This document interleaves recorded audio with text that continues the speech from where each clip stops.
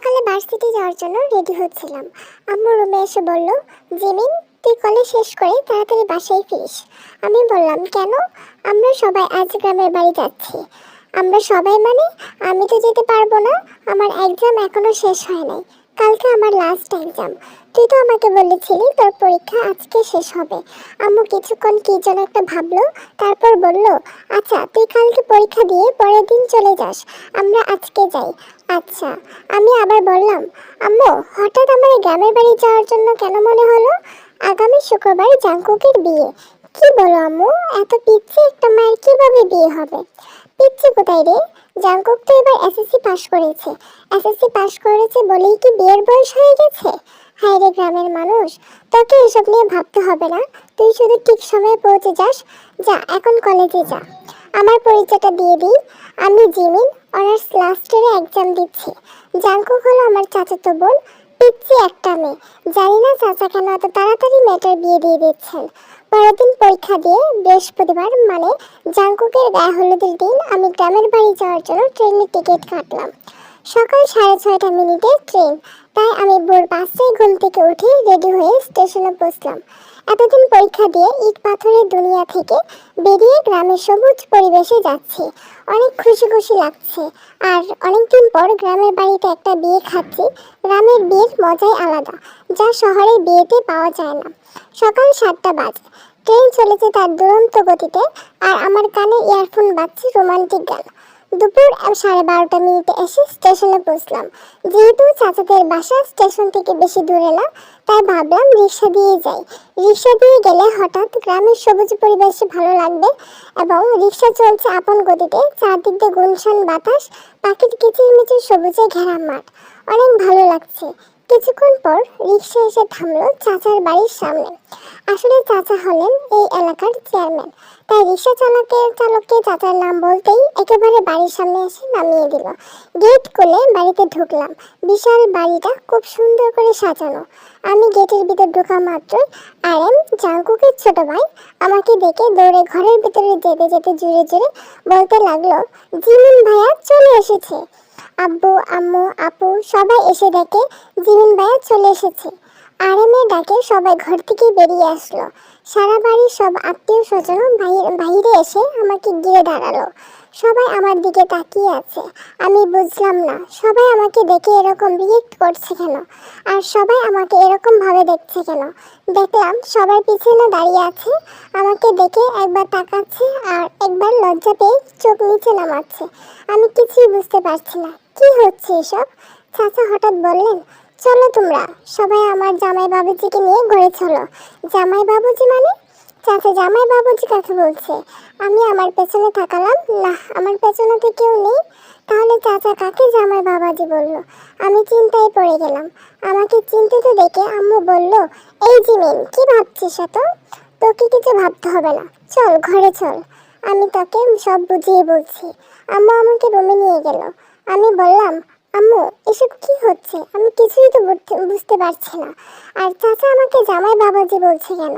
নিজের মেয়ের হবু স্বামীকে জামাই বাবাজি বলবে না তো কি বলবে বোকা? মানে? আমি অনেক অবাক হয়ে বললাম, তুই জাঙ্কুকের হবু বর, আগামীকাল তোদের বিয়ে। আম্মু, আমার প্রায় কান্নাই চলে এসেছে। কি আর করা, আমার পক্ষে এই পিচ্ছিকে বিয়ে করা সম্ভব না। হঠাৎ আম্মু রুমে ঢুকে বলল, কি বললি তুই? কিছুটা ধমক দিয়ে কথাটা বললেন। হ্যাঁ আব্বু, আমি এই বিয়েটা করতে পারবো না। আর তাছাড়া আমার কি বিয়ের বয়স হয়েছে? আমার তো অনার্সই শেষ হয় নাই। আব্বু, শেষ হয় নাই তো কি হয়েছে? বিয়ের পর অনার্স মাস্টার সবই করবি। আব্বু, আমি আর কোনো কথা শুনতে চাই না। এই বলে আব্বু আম্মু দুজনেই রুম থেকে বেরিয়ে গেলেন। পরের দিন একরকম জোর করে আমার বিয়েটা হয়ে গেল। রাতে আমি চাচাদের ছাদে এক কোণে দাঁড়িয়ে রইলাম, আর মনে মনে ভাবলাম, সত্যিই কি আমার বিয়ে হয়ে গেল? তাও কিনা একটা পিচ্ছি মায়ের সাথে। আমি কি এই পিচ্ছিটাকে বউ হিসেবে মেনে নিতে পারবো? না, কোনোদিনই না। আমি ওই পিচ্ছিটাকে বউ হিসেবে মানতে পারবো না। আমি অনেকক্ষণ ছাদে দাঁড়িয়ে আছি। ঘড়িতে দেখলাম 12:30 বেজে গেছে। পেছন থেকে হঠাৎ তেও, আমার ছোট বোন, ডাক দিল, ভাইয়া তুমি এখানে? আমরা সবাই সারা বাড়ি খুঁজছি। কেন খুঁজছে? সে কি, তুমি জানো না তোমাকে কেন খুঁজছে? আজ না তোমার বাসরাত, আর ভাবি সেই কখন থেকে তোমার জন্য অপেক্ষা করছে। তেয়ংয়ের সাথে নিচে নেমে আসলাম। আব্বু আমাকে দেখে রাগে কটমট করে এগিয়ে এসে আমার দিকে এসে আমার গালে ঠাস করে একটা চড় মারলেন। তারপর বললেন, মেয়েটা তোর জন্য সেই কখন থেকে অপেক্ষা করে বসে আছে, আর তুই কিনা তাড়াতাড়ি ঘরে যা। আমার মাথায় অনেক রাগ উঠে গেল, তবে বাবার উপর না, ওই পিচ্চিটার উপর। ওই পিচ্চিটার কারণেই বাবা আজ আমাকে মারলো। আমি রাগে ফুঁসতে ফুঁসতে রুমে ঢুকলাম। দরজা খোলার আওয়াজ পেয়ে মেয়েটা দৌড়ে বেলকনি থেকে বেরিয়ে আসলো। এসেই মাথা ঘুমটা দিয়ে বিছানাতে বসে পড়লো। আমি বিছানার দিকে এগিয়ে গেলাম। আমি বিছানার পাশে এসে দাঁড়াতেই মেয়েটা বিছানা থেকে নেমে আমার পা ধরে সালাম করতে লাগলো। পিচ্চিটা আমার পা ধরে সালাম করেই যাচ্ছে, ওটার কোনো নামগন্ধ নেই। আমি ধমক দিয়ে বললাম, এই পিচ্চি, পা ধরে বসে আছিস কেন? উঠ বলছি। তুমি উঠাবে না? আমি কেন উঠাবো? আমি তো জানি বাসর রাতে বউ তার স্বামীকে পা ধরে সালাম করলে স্বামী বউকে তুলে বুকে জড়িয়ে নেয়। কথাটা বলতেই মেয়েটা আমার পা ছেড়ে উঠে আমার সামনাসামনি লজ্জায় লাল হয়ে দাঁড়ালো। কথাটা বলতে বলতেই মেয়েটা আমার পা ছেড়ে উঠে আমার সামনাসামনি লজ্জায় লাল হয়ে দাঁড়ালো। ইহ, শখ কত! আমার বই গেছে তোর মতো পিচ্চিকে জড়িয়ে ধরতে। বলে আমি পিচ্চিটাকে ধাক্কা দিয়ে বিছানায় ফেলে দিয়ে একটা বালিশ দিয়ে সোফাতে চলে গেলাম। পিচ্চিটা আমার এরকম ব্যবহার দেখে ভেবাচে গিয়ে বিছানাতে পড়ে রইল। পিচ্চিটা বিছানা থেকে উঠে এসে বলল, তুমি প্লিজ বিছানাতে গিয়ে শুয়ে পড়ো, আমি না হয় সোফাতে ঘুমাই। এই পিচ্ছি, আমাকে একদম রাগাবি না বলছি। তোর ঘুম তুই গিয়ে ঘুমা, এত দরদ দেখাতে আসিস না। পিচ্চিটা আমার কথা শুনে আমার পাশে আর দাঁড়ালো না, বিছানাতে গিয়ে শুয়ে পড়লো। সারাদিনের ক্লান্তিতে আমি যে কখন ঘুমিয়ে পড়েছিলাম খেয়ালই করিনি। সকালে কারোর ডাকে ঘুম ভাঙলো। আমি ঘুম ঘুম চকিয়ে বললাম, আজকে ভার্সিটিতে যাবো না আম্মু, আমাকে ঘুমোতে দাও। এই যে ওঠো না, নিচে তোমাকে সবাই ডাকছে। উফ আম্মু, তোমাকে বললাম না ভার্সিটিতে যা। হঠাৎ আমার মনে হলো আম্মু তো আমাকে এরকম ভাবে ডাকে না। আমি চোখ খুলে তাকাতেই দেখি পিচ্চিটা আমার পাশে দাঁড়িয়ে হাসছে। পিচ্চিটাকে দেখে আমার মনে পড়লো আমি এখন চাচাদের বাড়িতে। এই পিচ্চি, হাসবি না বলছি, তোর হাসি দেখলে আমার সারা শরীর জ্বলে। এই মা, কোথায় জ্বলছে দেখি, ওষুধ লাগিয়ে দেবো নাকি? আবার হাসতে লাগলো। পিচ্চিটার সাহস দেখতে বেরিয়ে গেছে। আমার সাথে ঠাট্টা করছিস? ঠাট্টা করতে যাবো কেন? তুমিই তো বললা তোমার সারা শরীর জ্বলছে, তাই আমি ভাবলাম ওষুধ লাগিয়ে দিই। আচ্ছা ঠিক আছে, ওষুধ লাগাতে হবে না, গোসল করে নাও, তাহলে শরীর আর জ্বলবে না। পিচ্চিটা নিজের আলমারি থেকে একটা টাওয়াল বের করে আমার হাতে ধরিয়ে দিল। আমি টাওয়াল হাত থেকে ফেলে দিয়ে বললাম, আমি এত সকালে গোসল করতে পারবো না। আচ্ছা, তো গোসল করবে না? এত রাগ দেখানোর কি আছে? আমি রাগ দেখাবই, তাতে তোর বাপের কি? আমার বাপের কিছু না, কিন্তু আমার অনেক কিছু, কারণ তুমি তো আমার বর। তোকে আমি বউ হিসেবে মানি না, আর কোনোদিন মানবও না। তুমি আমাকে বউ হিসেবে না মানলেও আমি তোমাকে ঠিকই বর হিসেবে মানি। আর তাড়াতাড়ি ফ্রেশ হয়ে নিচে আসো, সবাই আমাদের জন্য অপেক্ষা করছে। আমি রেডি হয়ে নিচে নেমে এসে দেখি সবাই একসাথে আড্ডা দিচ্ছে। আমি আম্মুকে গিয়ে বললাম, আম্মু আমি বাড়ি যাব। হ্যাঁ বাবা, আজ বিকালে আমরা বৌমাকে নিয়ে বাড়ি যাব। ওই পিচ্চিটাকে সাথে নিয়ে যাওয়ার কি আছে? ওই কথাটা বলতে গিয়েও বাবাকে দেখে আর বললাম না। যদি কালকের মতো আবার মারে, আম্মু এখন চলে গেলেই তো হয়, এখন এত তাড়াহুড়ো করে কিভাবে যাব? তুই নাস্তা করেছিস? যা কিছু খেয়ে নে। জাঙ্কুক, মা জিমিনকে একটু খেতে দে তো। আচ্ছা চাচিম্মা। সেটি রে, তুই এখনো আমাকে চাচিম্মা ডাকছিস? এখন থেকে আমাকে শুধু আম্মু বলে ডাকবি।